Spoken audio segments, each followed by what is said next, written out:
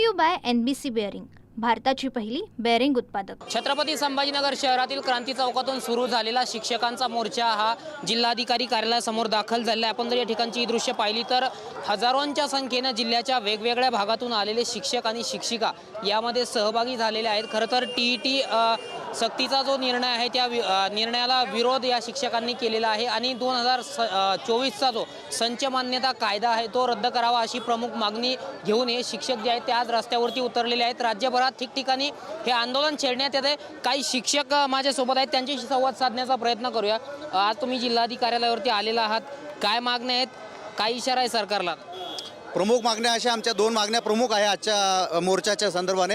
संपूर्ण महाराष्ट्रभर सर्व संघटना मिळून शिक्षक समन्वय समिती जी आहे सर्व संघटना मिळून आमचा एक मोर्चा निघालेला जिल्हाधिकारी कार्यालयावर संपूर्ण महाराष्ट्रामध्ये।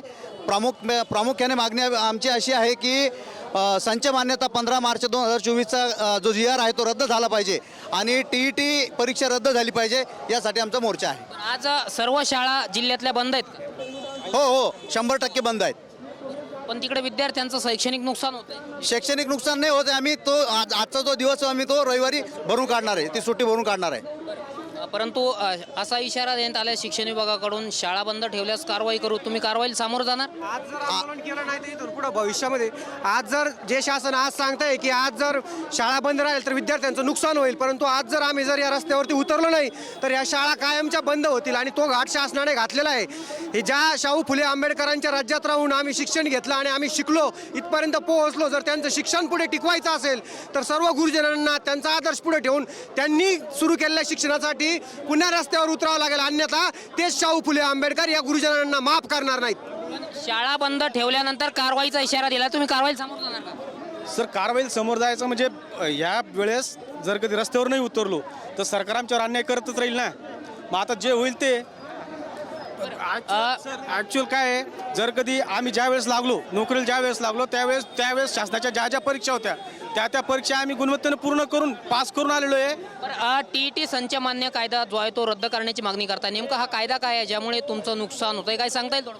सर, या TET मुळे काय होतं आहे मला सांगा, 52 वर्षाचा शिक्षक जर असेल तर त्याचा जो पूर्वीचा जो अभ्यास आहे तो एक विषयामध्ये तो परफेक्ट असू शकतो, सगळ्या विषयामध्ये तो पारंगत असू शकत नाही, लक्षात घेणं गरजेचं आहे। आणि म्हणून ही TET गरजेची काय आहे, कारण तो शिक्षक हा परिपूर्ण अष्टपैलू व्यक्तिमत्वाचा असतोच आहे, पण आज रोजी शिक्षकांना या परीक्षेची गरज नाहीच आहे, हे लक्षात घेणं गरजेचं आहे।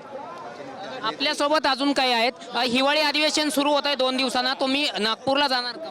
नागपूरला नाही मान्य, पण ही संच मान्यतेमुळे विद्यार्थ्याचं नुकसान होणार आहे आणि विद्यार्थ्याचं हित लक्षात घेता शिक्षक संख्या कमी होऊ नये आणि विद्यार्थ्यांना शिक्षक संख्या भरपूर मिळावी म्हणून हा मोर्चा आहे। संच मान्यतेनुसार भरपूर शिक्षक संख्या कमी होणार आहे।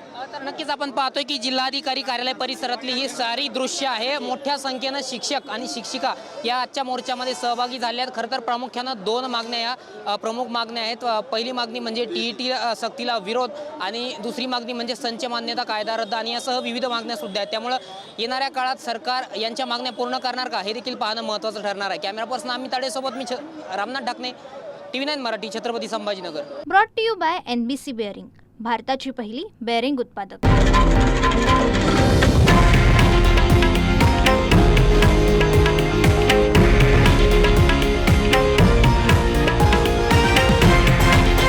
हे आहे देशातील नंबर 1 न्यूज नेटवर्क आणि आपण पाहत आहात TV9 मराठी, एकमेव।